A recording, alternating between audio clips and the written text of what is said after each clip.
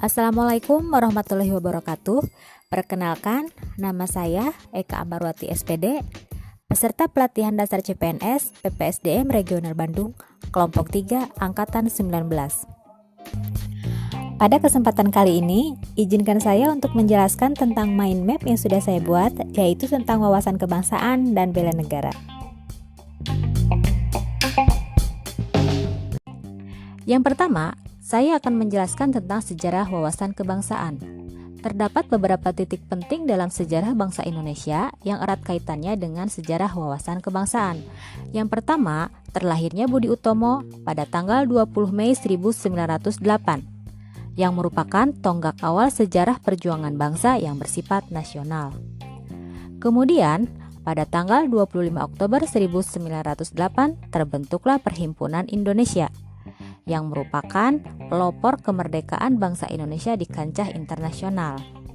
Selanjutnya pada tanggal 30 April 1926 terselenggaranya Kongres Pemuda I di Jakarta, yang kemudian dilanjutkan dengan Kongres Pemuda II pada tanggal 27 sampai 28 Oktober 1928 sampai pada akhirnya terciptanya Sumpah Pemuda dengan ikrar satu nusa, satu bangsa, dan menjunjung tinggi bahasa persatuan, yaitu bahasa Indonesia.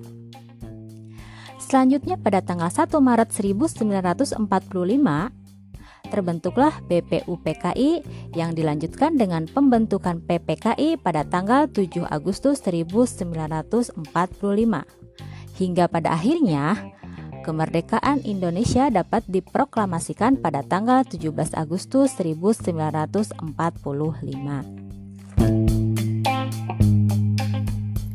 Selanjutnya, definisi wawasan kebangsaan. Wawasan kebangsaan adalah konsepsi cara pandang yang dilandasi akan kesadaran diri sebagai warga dari suatu negara akan diri dan lingkungannya di dalam kehidupan berbangsa dan bernegara. Wawasan kebangsaan identik dengan wawasan Nusantara, yaitu cara pandang bangsa Indonesia dalam mencapai tujuan nasional yang mencakup perwujudan kepulauan Nusantara sebagai kesatuan politik, sosial budaya, ekonomi, dan pertahanan nasional. Berikutnya, konsensus dasar. Terdapat 4 konsensus dasar berbangsa dan bernegara dalam persatuan dan kesatuan Indonesia, yaitu 1. Pancasila. Kedudukan fungsi Pancasila yaitu sebagai dasar NKRI, sebagai ideologi negara, sebagai pandangan hidup bangsa Indonesia, dan sebagai pemersatu bangsa. Yang kedua, Undang-Undang Dasar Negara Kesatuan Republik Indonesia tahun 1945 yang memiliki kedudukan dan fungsi diantaranya sebagai hukum dasar tertulis, sebagai sumber peraturan perundang-undangan dalam hierarki peraturan perundang-undangan Indonesia, berikutnya sebagai alat kontrol terhadap penyelenggaraan negara. Konsensus dasar yang ketiga adalah NKRI. Terbentuknya NKRI tidak terlepas dari rangkaian peristiwa sejarah perjuangan bangsa Indonesia, dimulai dari terlahirnya organisasi Budi Utomo sampai pada keluarnya dekret presiden. Yang keempat, Bhinneka Tunggal Ika.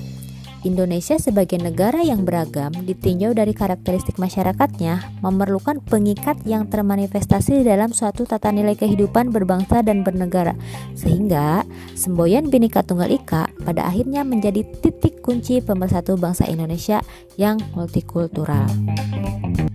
Identitas nasional. Identitas nasional dapat diartikan sebagai jati diri atau kepribadian nasional yang dimiliki oleh negara atau bangsa yang akan membedakan dengan ciri bangsa atau negara lain. Identitas nasional ada dalam wujud simbol kenegaraan, yaitu yang pertama bendera negara, yaitu bendera merah putih. Yang kedua, lambang negara, yaitu Garuda Pancasila. Yang ketiga, bahasa negara, yaitu bahasa Indonesia.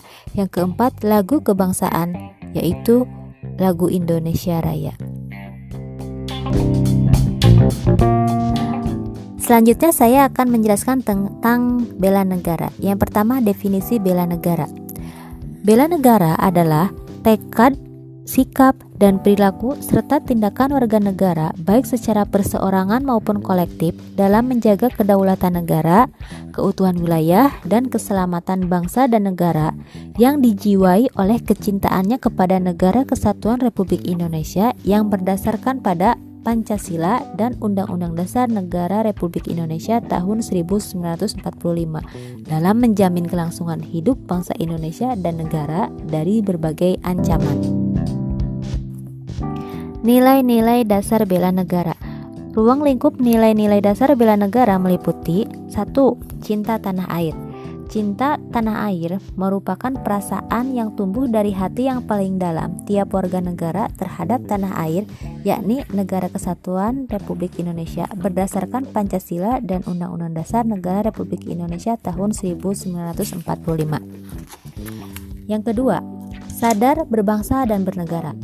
Rasa cinta tanah air yang tinggi dari tiap warga negara perlu ditopang dengan sikap kesadaran berbangsa yang selalu menciptakan nilai-nilai kerukunan, persatuan dan kesatuan dalam keberagaman di lingkungan masing-masing, serta sikap kesadaran bernegara yang menjunjung tinggi prinsip-prinsip dasar Negara Kesatuan Republik Indonesia sebagai negara hukum berdasarkan Pancasila dan Undang-Undang Dasar Negara Republik Indonesia tahun 1945.